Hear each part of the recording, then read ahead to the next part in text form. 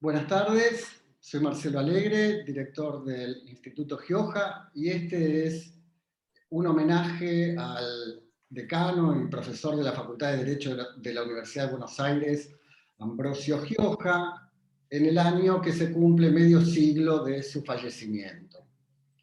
Esta actividad va a abrir con unas palabras del profesor emérito Martín Farrell. Luego vamos a escuchar a las profesoras del Departamento de Filosofía de la Facultad, Elina Ibarra y Gabriela Scataglini, y el cierre de la actividad va a estar a cargo del profesor emérito de la universidad, Ricardo Guibur. Entonces empezamos, le paso la palabra a Martín Farrell, no sin antes felicitarlo por su incorporación a la Academia de Ciencias Morales y Políticas que sucedió recientemente. Muy merecido. Adelante, Martín. Buenas tardes, gracias por invitarme. No se captura la personalidad de Gioja leyendo su currículum, ni tampoco leyendo sus obras completas en la encomiable compilación de Ricardo Enterman. Una imagen de Gioja en un video, el sonido de su voz en un CD, sería mucho más adecuado para esta tarea. Gioja era la magia de la imagen, era la magia de la palabra. Yo no era amigo de Gioja. Nadie en la facultad era amigo de Gioja. El Papa no es amigo de Dios. Gioja no tuteaba a nadie. Gioja no llamaba a nadie por su nombre de pila, y eso imponía una distancia respetuosa entre él y nosotros. Era un especialista en Kant, era un especialista en Husserl, era un especialista en Kelsen. Trabajó junto con Kelsen en California y en el Instituto de Altos Estudios de Ginebra. Y en un momento dado de su carrera, advirtió que entre profesores inteligentes, entre los cuales se destacaban sin duda Machurrón y Bulygin, se había producido un cambio de ideología, se había producido una revolución en términos filosóficos que abarcaba a otros autores. Cuando se produjo esos cambios, Gioja tenía prestigio y autoridad suficiente como para continuar imponiendo sus teorías, pero también tenía inteligencia y sensibilidad de sobra para advertir la importancia de estas nuevas ideas. Y comenzó a estudiarlas con el entusiasmo de un joven alumno. Pronto la palabra semántica comenzó a escucharse más que la palabra fenomenología. Y Carnap, Wittgenstein y Popper reemplazaron a Husserl y Heidegger. Pero todo enseñado con el mismo encanto, con la misma brillantez. Gioja tenía una ideología política bien clara.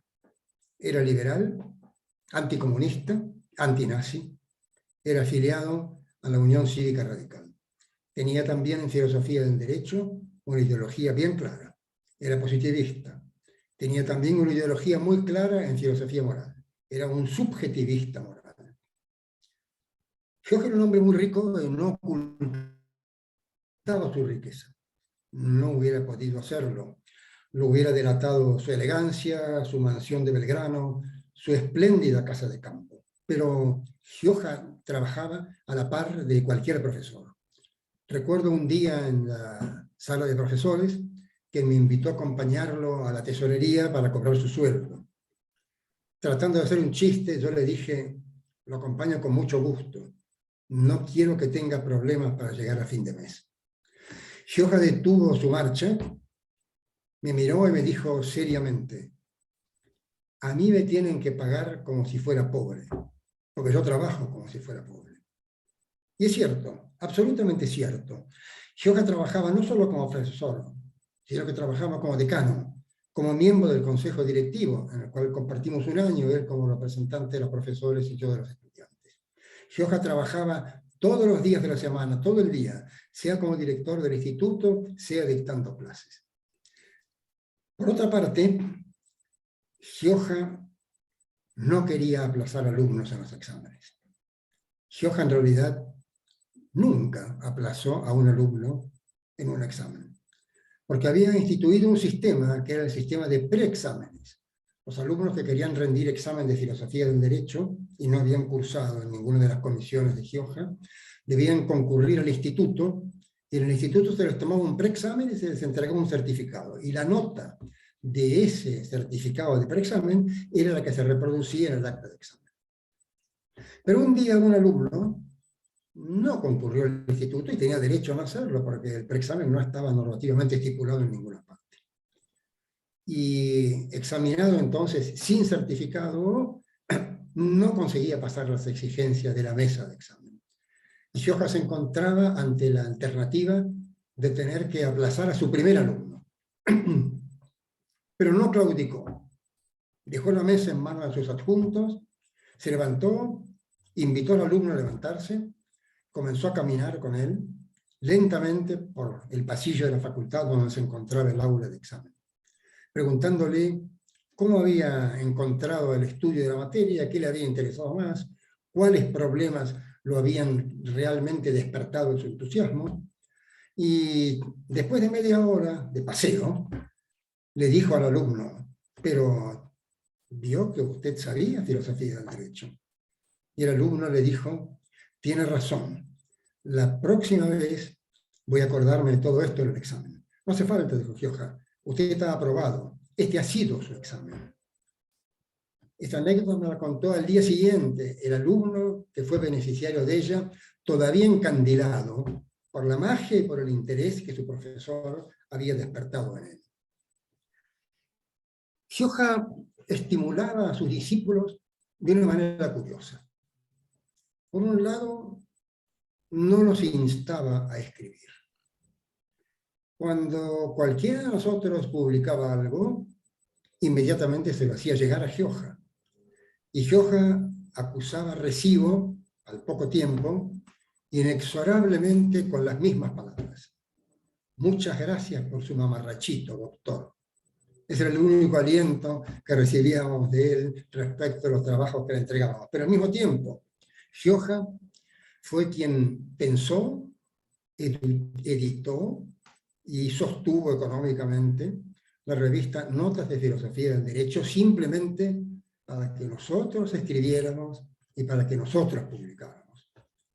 Tuvo un periodo triste cerca del final de su vida en la facultad, cuando recibió una impensada e inmerecida persecución de sus autoridades, que tuvo, por un lado, un final feliz, cuando ganó nuevamente el concurso de profesor titular de Filosofía del Derecho, seguido lamentablemente por el final infeliz de su muerte prematura.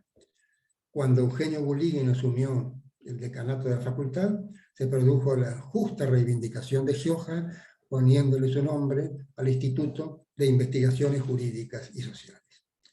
No he tratado de describir adecuadamente a Gioja, porque ya dije que no podía hacerlo.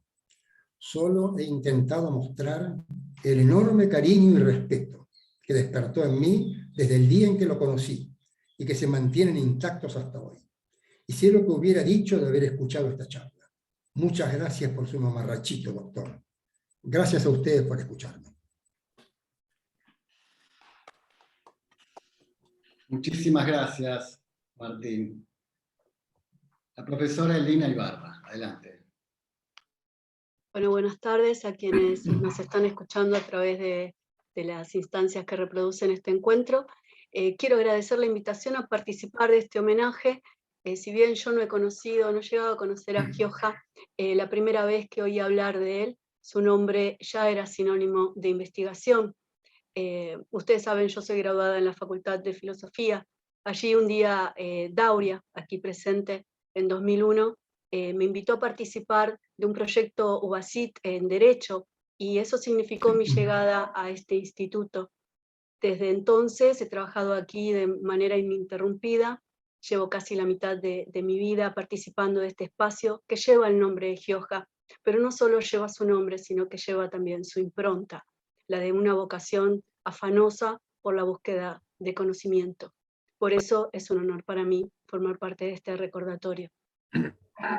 Y si hay una cualidad que le atribuyen quienes más lo conocieron, es que ha sido un gran maestro. Aquí Martín Farrell ha dado su testimonio respecto de ello.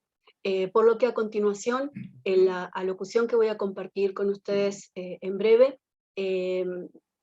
haré referencia a una de sus preocupaciones vectoras, que es la enseñanza de la filosofía en la carrera de Derecho.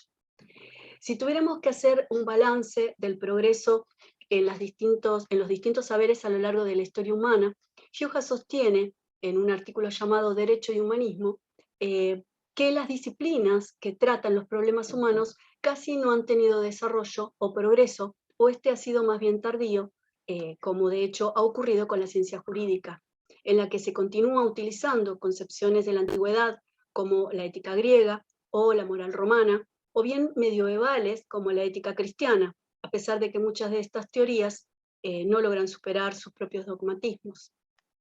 A diferencia del conocimiento producido por las ciencias de la naturaleza, que a través del método experimental han logrado nuevas técnicas de producción de conocimiento. Este desbalance comenzó a ser superado recién a partir del siglo XIX, en el que tiene lugar una transformación hacia una nueva ciencia del derecho, que en lugar de indagar en torno a las valoraciones, comienza por observar las reglas jurídicas positivas, que en tanto objetos de estudio admiten modos de verificación. Este proceso de conformación de la ciencia jurídica alcanza su punto cúlmine en con la obra de Kelsen, que resuelve dos requisitos fundamentales para este reconocimiento. Define el objeto de estudio y finalmente confirma, delimita un campo disciplinar específico diferenciado de otras ciencias como la sociología o la psicología, o también de otros saberes como la moral o la teología, fundando así una ciencia jurídica positiva que hizo posible la descripción y la clasificación de sus elementos, produciendo grandes avances en el conocimiento jurídico. Ante este estado de cosas, el artículo al que me estoy refiriendo es de 1961. Gioja se pregunta, ¿y a dónde vamos con esta ciencia? La gran revolución mental que significó la ciencia galileana llevó a proyectar sobre el mundo como objeto de conocimiento una mirada matematizante. Recordemos que Galileo sostenía, en Il Saggiatore, la naturaleza es un libro escrito con caracteres matemáticos. Entonces advierte Gioja, de ello resultó el olvido de la diferencia que existe entre el objeto de estudio y el objeto del trato cotidiano, del trato ordinario. Y este olvido, también sostiene Gioja, puede afectar a la ciencia jurídica, la que puede llegar a, abro comillas, cito textual, suponer que el objeto de la ciencia jurídica sea el mismo derecho del mundo de la experiencia cotidiana. Cierro comillas. La ciencia jurídica positiva no debe perder de vista la frontera que existe entre lo científico y lo precientífico, es decir, la que existe entre los hechos y los valores. Esta disciplina debe conocer claramente esos límites, pero al mismo tiempo no puede ignorar que hay un más allá de esos límites, para cuidar de no caer en el olvido galileano. Señala Gioja que la más profunda especialización incapacita, o como bien sostiene Ortega y Gasset, se podría incurrir en lo que da en llamar la barbarie del especialismo, considerando que toda ciencia en cuanto que es investigación está fundada sobre el proyecto de una región de objetos circunscriptos y por ello es necesariamente ciencia particular que opera sobre un recorte de la realidad. Y el peligro es que pierda de vista el trasfondo de la realidad mayor de la que participa su campo de conocimiento. La investigación científica, por tener que reducir su órbita de trabajo, fue progresivamente perdiendo contacto con las demás partes de su propia disciplina y con el contexto de aplicación de los resultados de su investigación. Señala Ortega, a quien Gioja sigue en este punto de su análisis. La especialización desplaza la figura del sabio erudito y la reemplaza por la del investigador especialista. No es sabio porque ignora, cuanto no está en su especialidad, pero tampoco es ignorante, puesto que es persona de ciencia y conoce bien su región de los objetos. Aspecto que no ha de ser necesariamente negativo, ni mucho menos un fatal destino, sino que es un rasgo propio de la ciencia moderna. La especialización no es el resultado, sino la causa del progreso de toda investigación. Según Gioja, la solución a este problema la va a dar Husserl, quien señala que esta tensión se resuelve manteniendo cito textual, una tendencia humanista en la práctica científica. Sin más aclaraciones, el artículo termina allí. Ahora bien, sospecho que Gioja dio por aclarada la cuestión en otro artículo llamado ¿corresponde incluir en el plan de estudio de las escuelas de abogacía materias filosóficas? La tesis que sostiene en este artículo es que impartir una enseñanza profesional completa es la misión específica de la universidad, y tal condición estará dada por la educación integral que incluya materias filosóficas, en particular para evitar esa desarmonía perturbadora de la especialización. Las escuelas de abogacía que cumplen una función social deben contar con una educación, y vuelve a decir, humanista. Ahora bien, no es el humanismo del siglo XIV, el siglo XV de Erasmo y Pico de la Mirándola. No es la vuelta a la lectura de los antiguos en su griego o latín originales, aunque sí implica una vuelta de la mirada sobre el humano en relación con el mundo. Y si bien coincide con Scheler en la necesidad de impartir una educación integral, toma distancia de su humanismo esencialista, especialmente Scheler, que le cuestiona además presuponer una ética natural de validez universal. Para Gioja, lo humano no se reduce a la vida biológica, sino que fundamentalmente biográfica. Hay de base una concepción del humano como, cito textual, una realidad cuyo ser consiste en un continuo y radical hacerse. Está siguiendo Ortega y Gasset en esto, tanto que las cita Ortega diciendo, la vida no nos es dada hecha, sino que, querramos o no, tenemos que ir decidiendo nosotros instante tras instante. Gioja sostiene entonces la necesidad de que nuestras decisiones y nuestros haceres tengan como punto de apoyo una capacidad de reflexión sobre el mundo físico de los animales, de los hombres, del pensamiento humano a lo largo de la historia y de su cultura. Entiende por cultura el sistema de ideas vivas que cada tiempo posee.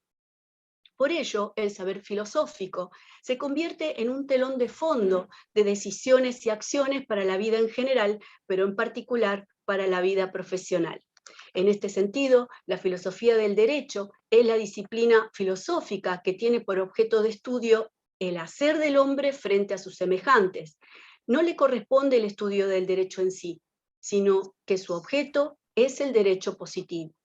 De esa manera, tendrá mayores posibilidades de decisión que lo ejerciten en la reflexión y en la capacidad de crítica de su propia práctica, que no eluda la pregunta sobre los fundamentos de su disciplina, por lo que la actividad científica no debe descuidar el conocimiento ajeno a ella, mediante una enseñanza, marco, que colabore en la comprensión del área disciplinar específica. Muchas gracias. Muchísimas gracias, profesora Ibarra. Ahora la profesora María Gabriela Scataglini. Adelante y gracias. Bueno, buenas tardes. Gracias, Marcelo. Gracias por la invitación. Quiero aclarar que no soy miembro oficialmente del Instituto Gioja, por lo que me siento doblemente honrada de que me hayan invitado a esta presentación. La verdad creo que me siento parte de la familia esta de incluir la filosofía en la enseñanza del derecho, porque yo también he pasado por las aulas de la Universidad de Filosofía, y entonces creo que hay ahí algo que nos conecta a los que hemos pasado por allí. Bueno, conversando con Marcelo, debo confesar de que yo no era experta en absoluto en la bibliografía de la obra de Gioja. Me puse a investigar un poquito y rápidamente descubrí algo que a mí me pareció una joyita y que es lo que elegí para compartir con ustedes. Brevemente, para cumplir con el tiempo. Se trata de un artículo publicado en inglés en una revista, ahora les digo bien el título, que me llamó mucho la atención, es del año 53. No porque publicar en inglés sea mejor que publicar en castellano, no sostengo eso en absoluto, pero sí es cierto que en el 53, que un académico de la Universidad de Buenos Aires tenga un paper publicado en una revista de repercusión internacional, por ejemplo, en el mismo número de esta revista que les comento, por ejemplo, había un artículo de Wilfrid Sellars, ese era el nivel más o menos del filósofo analítico, ¿no? Analítico con simpatías también continentales, que por eso es uno de mis favoritos. Pero quiero decir, no es un dato menor que Gioja tuviera un artículo publicado en esta revista. El título es Philosophy and Phenomenological Research.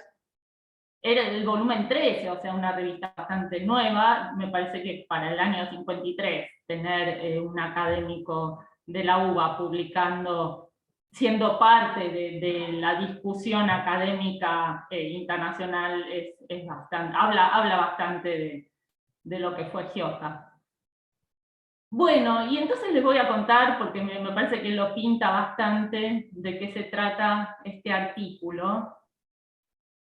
En este artículo, Gioja va a defender a Cosio y a la teoría egológica frente a una crítica que a Cosio y a la teoría egológica le dirige Soler, también conocido jurista Sebastián Soler, en un artículo que se llama Los valores jurídicos. Los valores jurídicos es el artículo de Soler. Y en ese artículo nos cuenta Gioja que Soler imputa o atribuye a la teoría egológica de Cosio y también a lo que se llamaba la escuela procesalista norteamericana, que era una escuela, no era el realismo norteamericano, es una escuela específica que se dio entre los 50 y los 60, estaba en auge en Estados Unidos, pero eso no nos interesa tanto porque Gioja se centra en la teoría egológica. Pero bueno, Soler les imputa a estas dos corrientes no solo cometer un error científico en cuanto a la apreciación de los valores jurídicos, sino también constituir un peligro social en el sentido de una amenaza de totalitarismo poniendo en peligro el liberalismo. Entonces hay estas dos dimensiones en el artículo, que es como la teórica, pero también la que tiene repercusión política y social. Por eso me pareció por demás interesante. Bueno, entonces nos cuenta un poco, Gioja hace una diferencia de que uno puede hablar de los valores en general y también de los valores específicamente jurídicos. Entonces señala, y también con Soler, que si bien Kelsen era subjetivista, o algunos dicen emotivista, bueno, como sea, subjetivista, digamos, respecto a los valores en general, dicen, era objetivista en cuanto a lo jurídico. Bueno, la crítica de Soler ahí va en torno a que, a diferencia de lo que pasaría con Kelsen, la escuela egológica de Cosio pondría, digamos, la fuente del derecho en la mente del juez. Y en tanto esto es así, la fuente del derecho se vuelve extraña al propio derecho, y entonces esta sería tanto el error como la amenaza de la teoría de Cosio. Bueno, entonces muy didácticamente, Gioja plantea su estrategia en 3 preguntas, muy didácticamente. La primera pregunta sería, ¿es Cosio un subjetivista en relación con la teoría de los valores? Que parece que es lo que le está imputando Soler. Y su respuesta es negativa. Dice no, Cosio distingue entre los valores puros, pero también entre los valores reales, actual values, o efectivos, como quiera traducirse, Y estos no son la seguridad, la justicia en abstracto, sino el orden, la justicia y la seguridad que se dan en un contexto determinado, y en tanto tales constituyen parte de la conducta jurídica y como tal un objeto cultural. Este objeto cultural es existente y es perceptible a los sentidos. Por lo tanto, dice Gioja, mal podría pensarse a estos valores reales como subjetivos. Esto sería un error por parte de Solari. Pero tampoco los valores puros son pensados por Cosio como subjetivos. Y acá Husserl viene a hacer el respaldo filosófico, ¿no? Si bien entramos en contacto con estas realidades mediante una actividad psicológica, no se trata de entidades suprasensibles, ¿no? Son entidades que tienen una existencia, una naturaleza metafísica, pero no son fantasías ni cosas suprasensibles. Acá esta cuestión bastante difícil de asir de Husserl, ¿no? De la naturaleza de estas entidades que son trascendentes y son objetivas, pero a las que accedemos también mediante nuestra actividad psicológica, pero ese acceso no convierte a las entidades en entidades mentales en sí mismas. Entonces también responde acá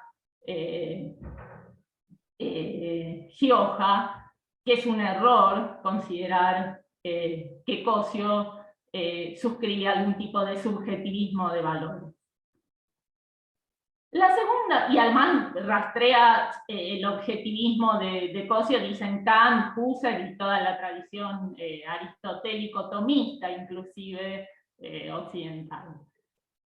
La segunda pregunta tiene que ver con lo que tanto Kelsen como Cosio llaman la facultad creativa de un juez, o la creación judicial. Bueno, acá esto habría que verlo.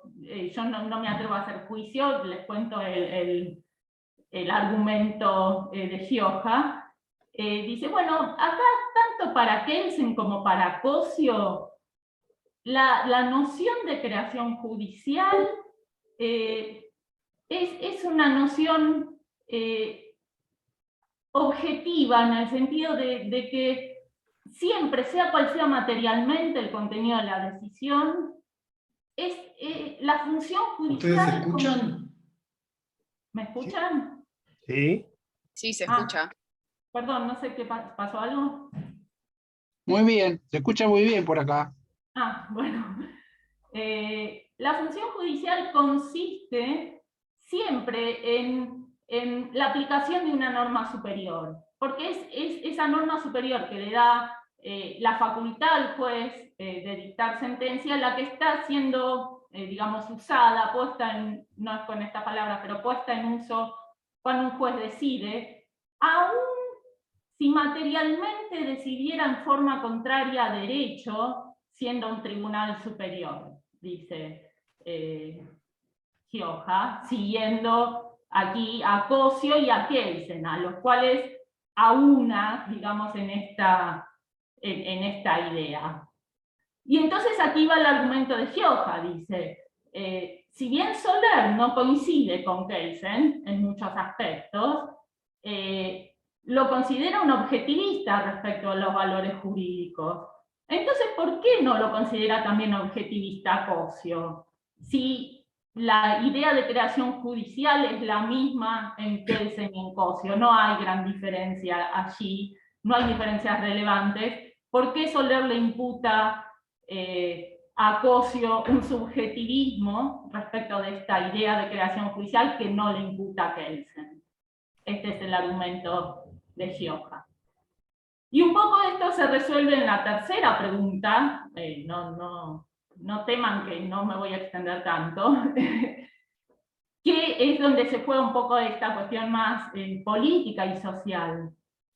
La pregunta es la siguiente, la plantea Gioja así, dice, la conclusión teórica de que el juez crea derecho es contraria al punto de vista liberal en política, porque esto es lo que Soler le imputa a Cosio. Y la respuesta de Gioja es negativa. No, dice que si bien para el nacionalsocialismo alemán es posible que los jueces podrían crear valores libremente, ello no debe confundirse con la conclusión ontológica que comparten Kelsen y Cosio, de que un juez es siempre creador del derecho en el marco de esta idea que él describió de creación judicial a la Kelsen, ¿no? Como la puesta en juego de una norma superior que le concede competencia al juez. Entonces la afirmación de que un juez crea derecho, nos dice Gioja, ya sea materialmente o por la habilitación de una norma superior, no significa que lo haga de una determinada manera o en un sentido determinado.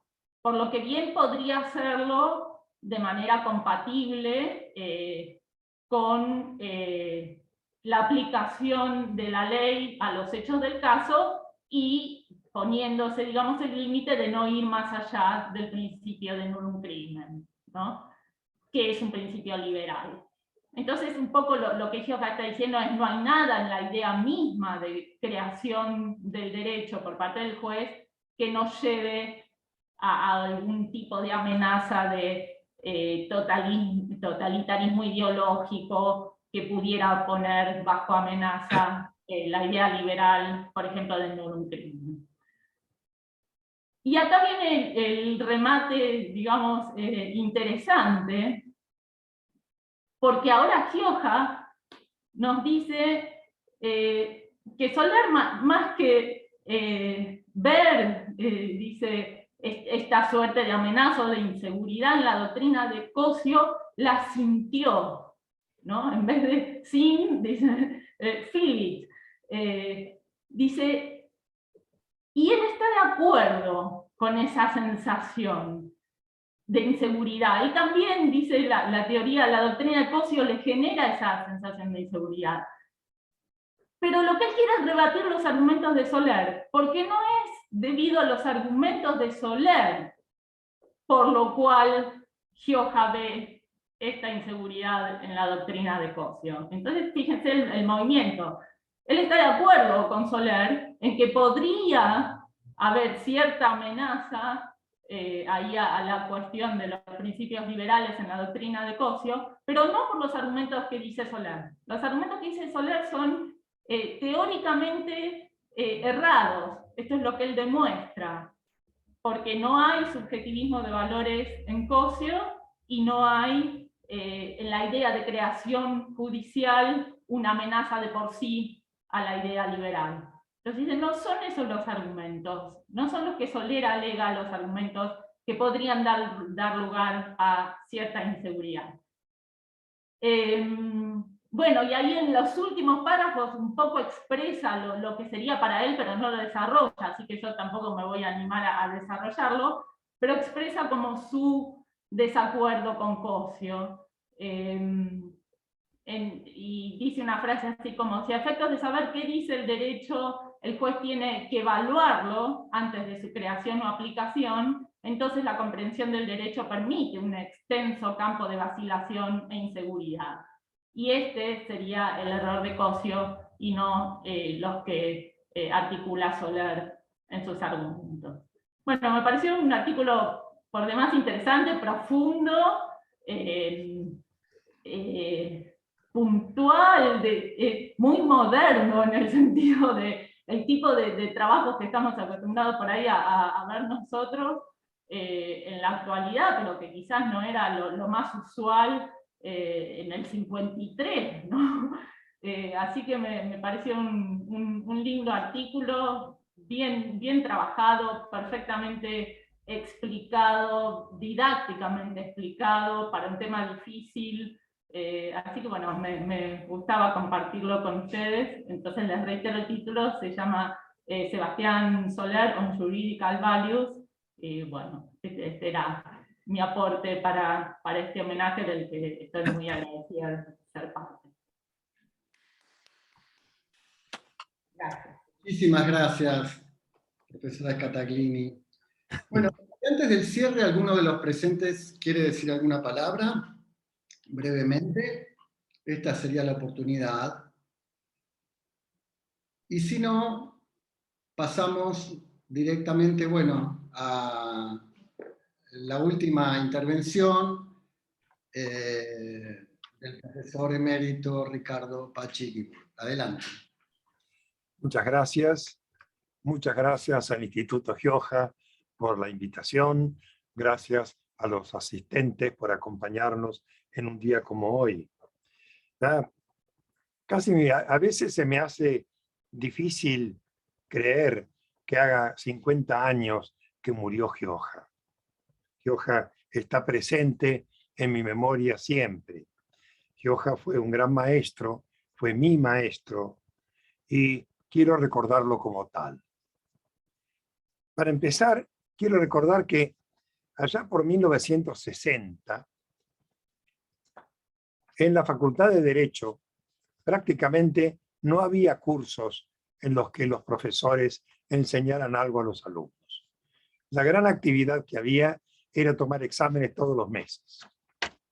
Y los alumnos estudiaban por su cuenta en su casa, lo que por cierto no daba mal resultado, pero como método era terrible. Había dos excepciones: la Cátedra de Derecho Civil de Boff y Bollero y la Cátedra de Filosofía del Derecho de Gioja, que habían organizado cursos, lo que llamaban en la época cursos de promoción sin examen. Mentira, en realidad tenían examen, pero se llamaban cursos de promoción. En estos cursos de promoción, que estaban abiertos a todos los alumnos que quisieran cursarlos, estos cursos estaban a cargo de profesores, una especie de ayudantes ad honorem, que hacían esto porque querían y porque Gioja los invitaba, y cada uno de ellos tenía una comisión, enseñaba los textos, que eran básicamente Kelsen, y se tomaban exámenes parciales, y cada alumno tenía, mejor dicho, había de cada alumno una ficha con los datos personales del alumno y una foto pegada para que el profesor supiera quién era el alumno. Cuando llegaba el momento del final del curso, como la única manera de aprobar era con examen, había que inscribirse al examen libre e ir a dar el examen con Gioja. Entonces Gioja tenía en la mano la ficha y le preguntaba, ¿quiere exponer o que le pregunte?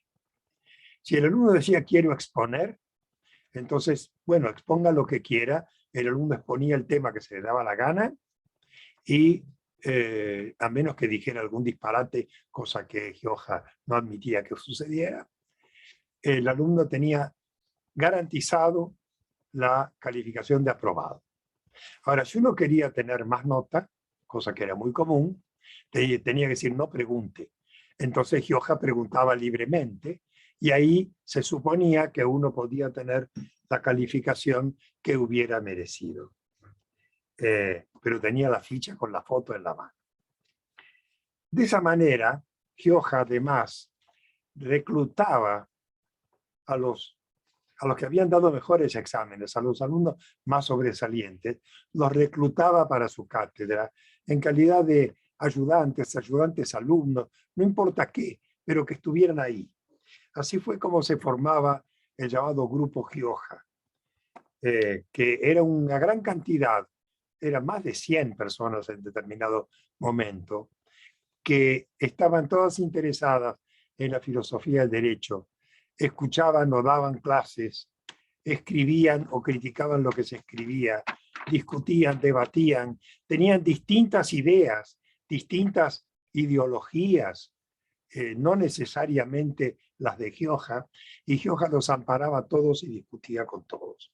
Hasta tal punto, como bien lo recordaba Farrell, Gioja fundó y pagó, por cierto, una revista, la revista Notas de Filosofía del Derecho, que sacó 5 números nada más, entre 1964 y 1969.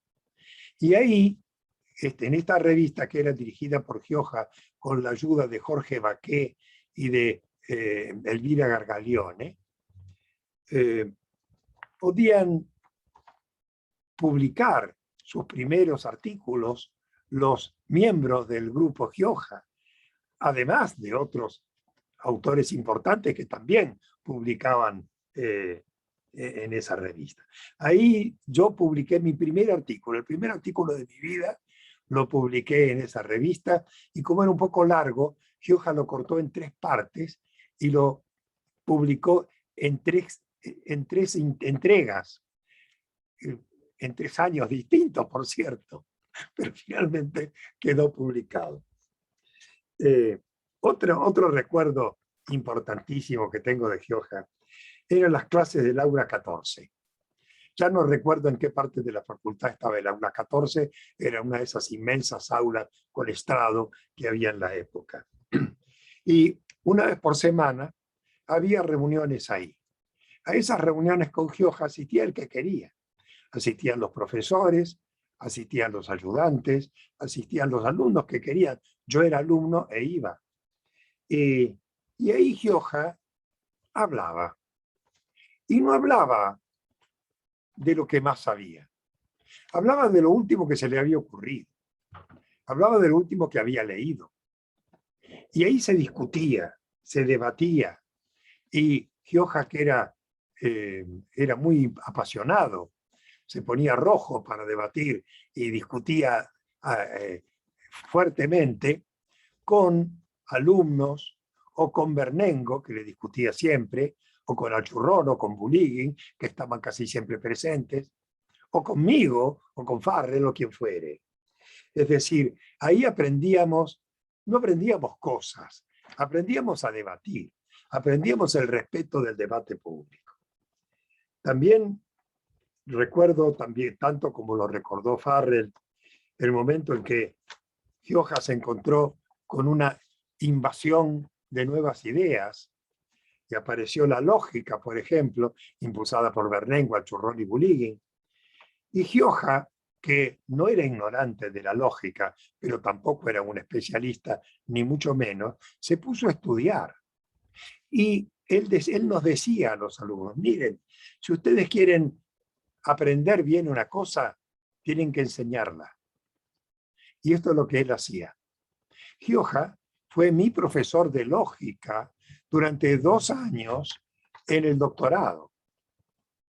Y nos dábamos cuenta de que Gioja sabía más lógica que nosotros, porque estaba más avanzado que nosotros en el estudio. Pero nos enseñaba lo que había estudiado. Y con esto sí nos enseñaba lógica, pero mucho más que lógica, nos enseñaba el amor a la lógica. Nos enseñaba el amor a la enseñanza y el amor al aprendizaje. Por eso creo que tenemos que seguir el gran ejemplo de Gioja como maestro. La gran enseñanza de Gioja, a mi juicio, es que más que transmitir información, hay que enseñar a pensar. Hay que debatir a igual, con respeto y con profundidad, pero sin ningún temor reverencial ni reticencias corteses. Gioja discutía de igual con un alumno, con Bernengo, con Alchurrón, con quien fuere, como si fueran todos profesores de la facultad. Lo que importaba no era quién decía algo, sino qué decía y de qué manera podía debatirse. Así decía, es como se ayuda a cada alumno a construir su propio pensamiento, su propio, no el del profesor, el propio, para su uso, por su cuenta, a su riesgo, pero siempre puesto a prueba el pensamiento de cada uno en el entrechoque de las opiniones, de tal manera que el debate entre todos sirva de banco de prueba para las ideas de cada uno, para que cada uno las conserve o las rectifique, pero en todo caso aprenda cómo fundarlas con más solidez. Por eso creo que no habría mejor nombre que el de Gioja para el Instituto de Investigaciones de nuestra facultad. Él murió denostado y perseguido por una dictadura militar en 1971. Hace ya medio siglo. Pero su ejemplo perdura, debe perdurar, y creo que este es el sentido de nuestro acto de hoy. Muchísimas gracias.